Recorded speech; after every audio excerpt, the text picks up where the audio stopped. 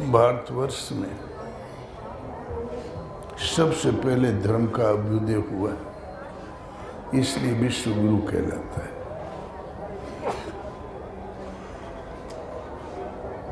भारतीय दर्शन के 6 शास्त्र हैं। सांख्य शास्त्र कपिल मुनि जी ने लिखा, योग दर्शन पतंजलि ने लिखा, न्याय श्री गौतम मुनि ने लिखा, वैशेषिक कणोद ऋषि ने लिखा और पूर्व मीमांसा वेदांत श्री जैमिनी ऋषि ने लिखा और ब्रह्मसूत्र श्री वेद व्यास जी ने लिखा। इसको खड़ दर्शन कहते हैं। और गीता भगवान कहते हैं, इस अविनाशी योग को आदि में मैंने सूर्य से कहा, फिर राजर्षियों ने जाना, मनु ने जाना। मनु बाद में जन्मे, गीता पूर्व प्रसारित हो चुकी है। और फिर राजर्षि काल में चलती रही, फिर धांधली हो गई। अविनाशी का विनाश कैसा? गीता सुरक्षित थी, लेकिन गीता की भावना टीका टिप्पणियां बहुत हो गई, मनुष्य के मन मस्तिष्क से ओझल हो गई। वही पुरातन योग अर्जुन आज मैं तेरे प्रति कहने जा रहा हूँ। पहले भी मैंने ही कहा, आज भी मैं ही कह रहा हूँ। ये भगवान के श्रीमुख का सीधा प्रसारण है और आपका धर्मशास्त्र गीता ही है।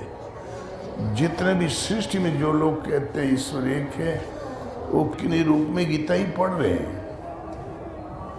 जो सृष्टि की आरंभ नहीं हुआ तब से गीता भगवान के द्वारा प्रसारित है। वो कहते हैं एक ईश्वर, सत्य का अभाव नहीं, असत्य का अस्तित्व नहीं। अर्जुन अव्यक्तोयम अदाह्योयम अक्लेद्यो शोष्येव च नित्य है सर्वगते स्थाणुर अचलोयम सनातन है। ये अवध्य है, शस्त्र नहीं काट सकते, आग नहीं जला सकती, वायु नहीं सुखा सकती, आकाश विलय नहीं कर सकता और मृत्यु से परे अमृत तत्व है, शाश्वत सत्य सनातन पुरुष है। ये भगवान की परिभाषा है, जिसका निवास आपके हृदय देश में है। पाने की विधि योग विधि यज्ञ है और उसको कार्य रूप देना कर्म है और कर्म का आचरण ही आपका धर्म है, दायित्व है। साफ साफ सांचे में ढला हुआ है। और भगवान के बाद भी करीब 2-2.5 हजार वर्ष तक ठीक चला। द्वापर के बाद फिर धांधली तो आ गई, अपने अपने ग्रंथ गढ़ लिए, संस्कृत पर कड़ा प्रतिबंध लग गया। संस्कृत विद्वान सब जगह तो मिलते नहीं, संत कहीं भी उत्पन्न हो सकता है, उसको भगवान पढ़ाते हैं, उसको आपकी पढ़ाई की जरूरत नहीं। गुरु महाराज दंड बैठक कसरत, और 3 दिन स्कूल गए और मास्टर साहब ने चंचल लड़के को थोड़ा छू दिया और लगा पांव पटक के मचलने, रोने। तो बाघिन की तरह भाग के माई आई, उठा लिया। सब कलम से पढ़ा तो है, इतने मास्टर छड़ी से पढ़ा हुए थे और लेके भाग गए। शिक्षा का पाठ जिंदगी से उठ गया। लेकिन गुरु महाराज की जब वाणी निकलती थी तो विद्वानों की विद्या का कोई अर्थ नहीं था। महाराज के हो हम कहीं आँख की देखी, तुम कहो कागज की लेखी, हमार तुहार मनुआ एक कैसे हुई। कुश्ती के नशे में जा रहे थे, आकाशवाणी हुई 3, इन महात्मा को भोजन कराओ, ये गलत काम है, रो रो नरक में जाओगे, लौट आए। इस मंदिर में तुम्हारे गुरु महाराज बैठे। रात को अंधेर धूप, मंदिर में गए, घूम के चले आए। पता नहीं कौन हमारे पीछे पड़ा है। कौन जोर से बोलता, कौन आस्ते। आकाशवाणी हुई कि इसमें गुरु महाराज बैठे हैं, इसमें तो कोई नहीं। इतने में खांसने की आवाज आई। वास्तव में महापुरुष बैठे थे। प्रकाश की व्यवस्था किया, 3 दिन 3 रात सेवा में लगे ही रह गए। इसी थोड़ा सी अवधि में भजन का क्रम समझा और एक झाड़ी में बैठ के लौट के घर कभी नहीं गए। 4 महीने में भजन जागृत हो गया, जैसे कोई अपने ही घर के आंगन में अरब खरब धन गड़ा हुआ अनायास मिल जाए। ऐसे ही अनायास भगवान उठाने बैठाने लगे, भजन सिखाने लगे, उंगली पकड़ के चलाने लगे। अब उन्हीं के निर्देशन में चलते हुए प्रयाग आए थे। घर से पहली बार, आगे अनुसुईया में आश्रम। महाराज के हो मौके भगवान पढ़ा होते, शरीरिया पढ़ी लिखी नहीं है, आत्मा अंग्रेजियों जानत है, तो हम उदास हो गए। ये भजन तो करने हम आए हैं, कर लेंगे, करेंगे ही, लेकिन भगवान को बातचीत करने के लिए कहाँ पावे। 15 मिनट बाद बोले, काहे घबरात थे, तो से बतिये ही हैं। और 4.5 महीना बाद तमाम सगुन मिलने लगे। हम सोचे कोई बीमारी हो गई।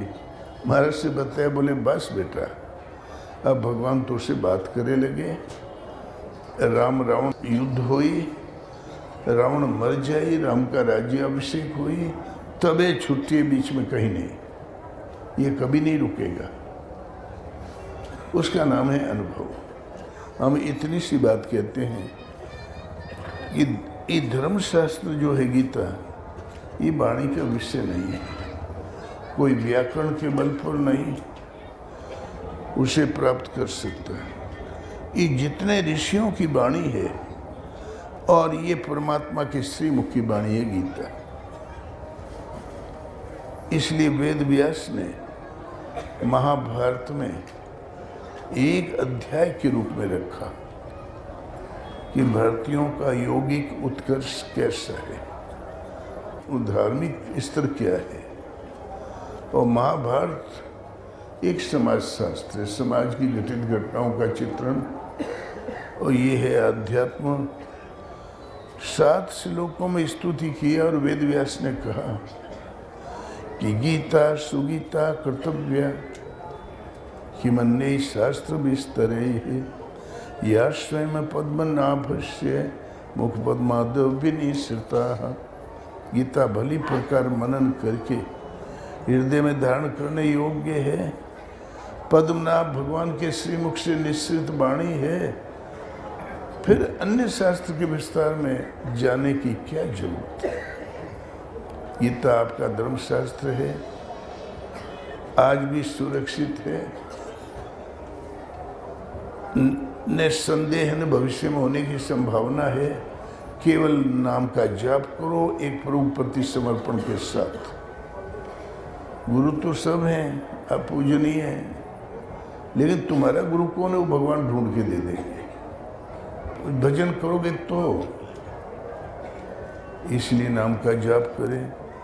और गीता एक धर्मशास्त्र है, ये जैमिनी है, सांख्य दर्शन है, ये सब गीता का ही विस्तार है, अलग से कुछ नहीं कहा।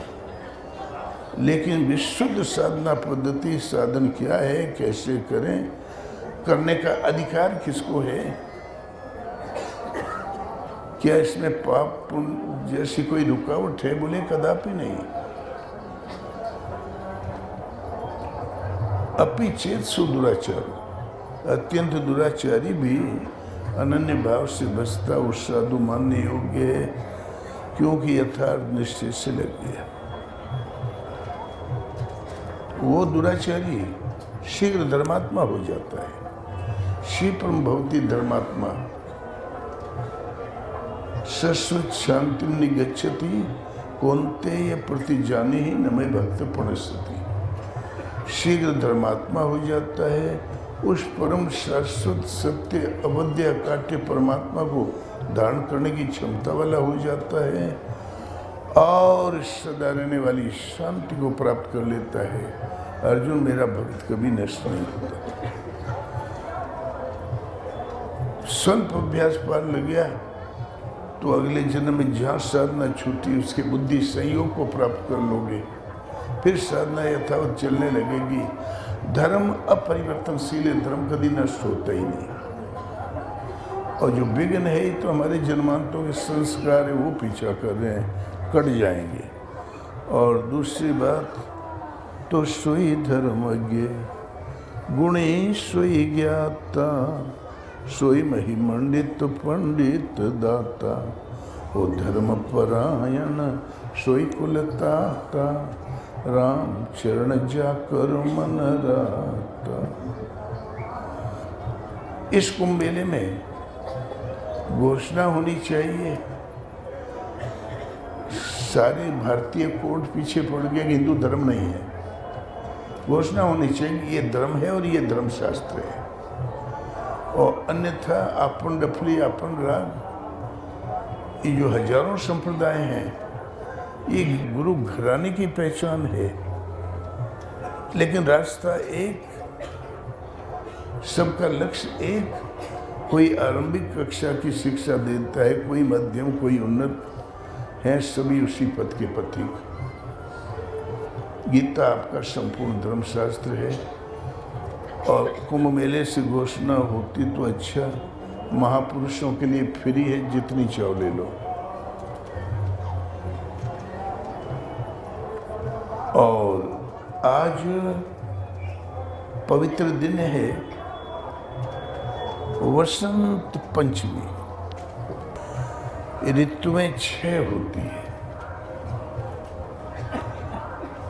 चैत्र और वैशाख वसंत ऋतु,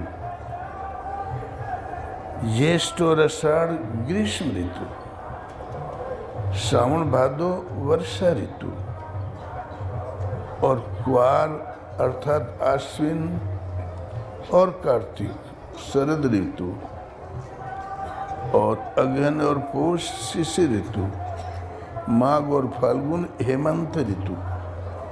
6 ऋतुएं समय समय पर भारत में आती जाती है। इंग्लैंड में 2 ही 3 ऋतुएं हैं। गर्मी मोल बिकती है, वो होती नहीं। साइबेरिया में 6 महीने का दिन रात जैसा हो जाता है, लेकिन मनुष्य वहाँ भी है और ठीक से है। वो भी धर्म के नाम पर भारत का नाम लेते रहते हैं।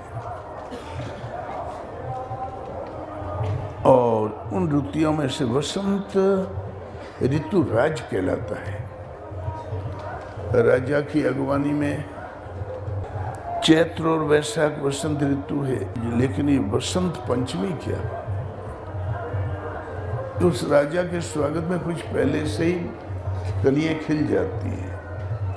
इस वसंत पंचमी से पेड़ों में कई बौर दिखाई पड़ेगी, नई पत्तियां दिखाई पड़ेगी, वनस्पति लहला जाएगी, और मनुष्यों का भी थोड़ा कपड़ा कम करके चलने की क्षमता आ जाएगी।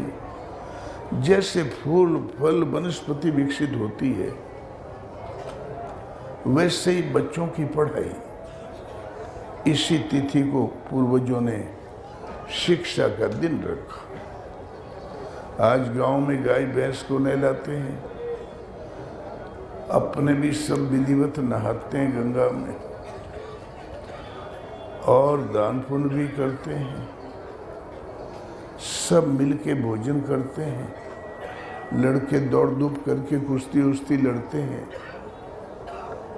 कोई उत्सव नहीं जो बाग खाली चला जाए। ये विकास ऋतु है। इसी दिन पढ़ाई शुरू होती पाठशालाओं में,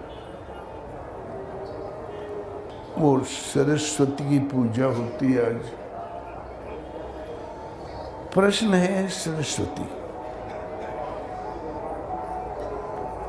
ये सरस्वती संस्कृत विद्यालय क्यों बंद प्राय हो गए? सरस्वती पूजते सब है, पूजा की विधि गलत है, पूजन विधि गलत थी, इसलिए बंद हो गई। गीता की 2-4 श्लोक को लेकर पूरे भारत को टुकड़े टुकड़े में बांट दिया कि लिखा है 4 वर्ण। ये चोटी के विद्वानों के बोल है। गीता में तो कोई वर्ण नहीं है। गीता में भगवान कहते हैं देवताओं में भी ऐसा कोई नहीं जो प्रकृति से उत्पन्न तीनों गुणों से अतीत हो। तीनों गुणों के अंतर्गत है।